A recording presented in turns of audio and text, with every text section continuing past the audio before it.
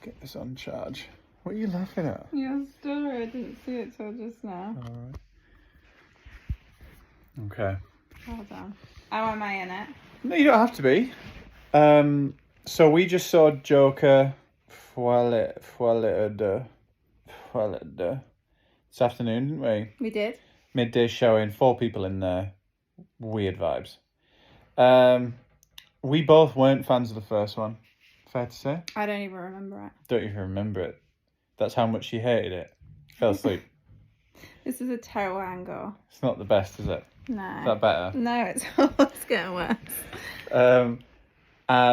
So we've just seen it, and we both came out like pretty positive, to be honest, and have been hit with like a wave of negative reviews from, I would say, most people that I respect and trust.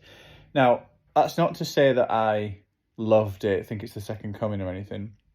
That's just to say that as someone who didn't like the first film, because I found it cynical, derivative of better works and whatnot, and also tainting my beautiful Heath Ledger's Joker performance. As someone who didn't like the first film for those reasons, I quite enjoyed the second film because I'm quite a soppy romantic, and when there was soppy romantic songs, I found it give me the warm fuzzies. I like people singing because they're in love, and I hated it that, spoiler alert, turn off now. I hated it that they don't end up together. Joker and Harley Quinn, that is. So that's my point of view, is that like I just enjoyed it more because it was more my tone, whereas the first one was very like, it was desolate. I'm getting like a sense that people think that about this one, that it's just kind of gives you this like hopeless vibe, depressing. I didn't get that really. I mean, I'm not saying it was like electrifying. I'll let you speak. It was a bit depressing, the fact that they didn't end up together. And he gave up hope. That's very depressing. Very depressing. You're right. I guess I meant like the main central husk of the film. Yeah, but you love... I just love a romantic song. Two people together against the world. I do. I love Two People That Get Together Against the World. Ain't Them Bodies Saints, outlaw film, Bones and All. And I also love Two People Against the World in a world that isn't necessarily pretty. Because that's Bones and All. Like, I don't know why I love that. What was the other one you just said? I said that the world isn't for them. Yeah. They're kind of a little bit misfits. But do you, I mean... You speak. What did you think compared to the first one? I actually can't really remember the first one, but I enjoyed this one. I forgot you couldn't remember the first one. What do you think about Lady Gaga? I love Lady Gaga's. Lady Gaga's? Lady Gaga's. You love Lady Gaga? I said Lady Gaga's transition into film. And I like that it's not too... It's hard to put into words, but basically it's not too... suffocating that she's a singer. It works. Suffocating like it doesn't hang over the film that she is Lady Gaga. Yeah. Right. That she performs well, basically. She performs really well. Yeah. I thought so. She was definitely the highlight for me, and I preferred Joaquin's Phoenix as well. What? Joaquin?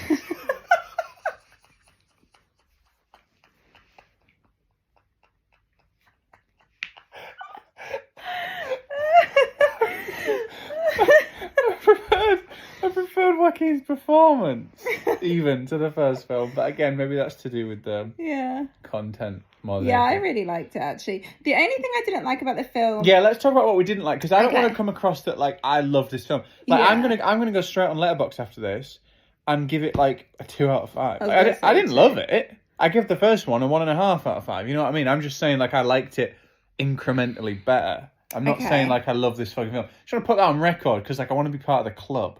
I want to be part of the gang who didn't enjoy it. I didn't really.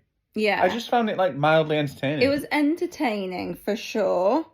In terms of if we're comparing Joker films, obviously no bueno. What, on Dark Knight you mean? Yeah, never. Right.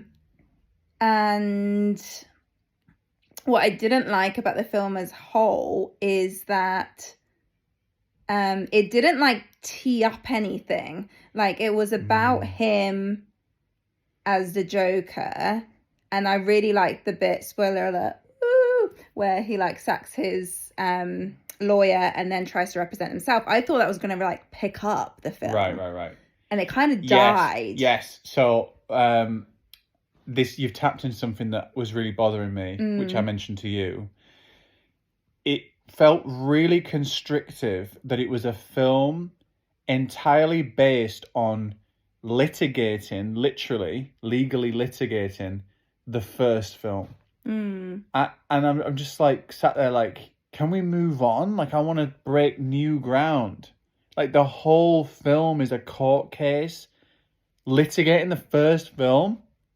That just appears to me like a massive fucking waste. Yeah, especially if you don't remember the first film. I kind of was like, wow, why isn't there a recap?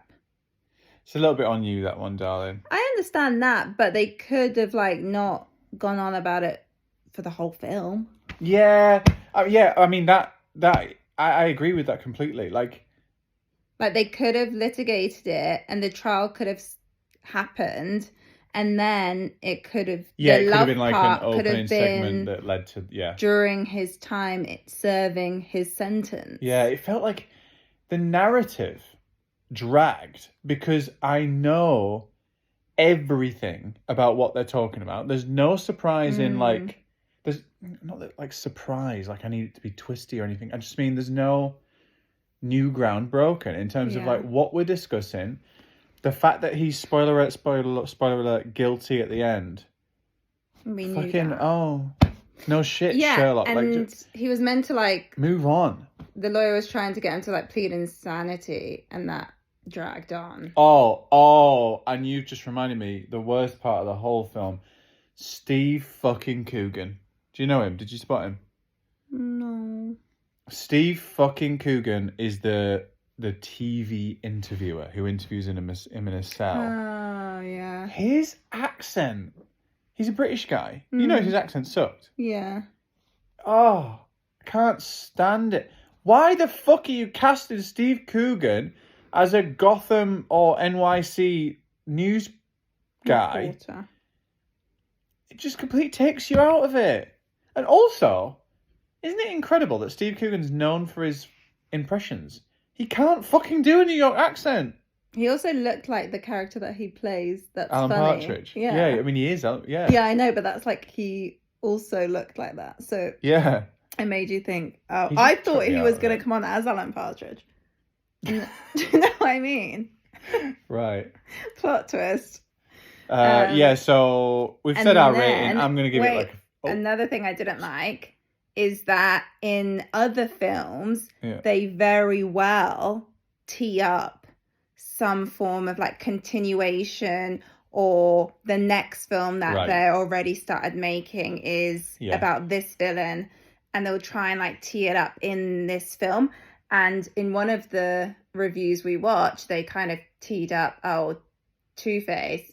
But that was not obvious at all. It wasn't obvious. Also, the tee up another Joker potentially. Yeah, but they didn't even really tee up a Harley Quinn film. No, which they should have, because Lady Gaga was brilliant. But I think they'll be buzzing about the fact that they didn't tee anything up, because it's not doing very well at the box office, and I think they're going to save face and just pretend that this was where they wanted to end it. Joker dies. Spoiler alert. And that was what they planned all along. I think that's what they're going to go for. Wow. They then accomplished what they wanted to. So, 4 out of 10 for me. You? In film-wise, a solid 3. But I was entertained, so I'd say 4.5. Very generous. Thanks, guys. Like and subscribe. I always forget to say this. Like and subscribe, because I'm onto something here. and if you don't subscribe, how will you get notified? How will you get FREDFLIX? Hey? FREDFLIX, I've got a legitimate show now. And secondly, go find me on letterboxd. I always forget to say this. I'm on letterboxd, and I got a few followers last week because I did a post on TikTok that went viral about Megalopolis. So I started getting followers on letterboxd, and I've been interacting with a few, and I realised like, I should enjoy interacting with people on letterboxd as like my social media. So I'm on letterboxd. It's all on my link tree. go on my website, fredasquith.com. Link in bio. Yeah. See ya.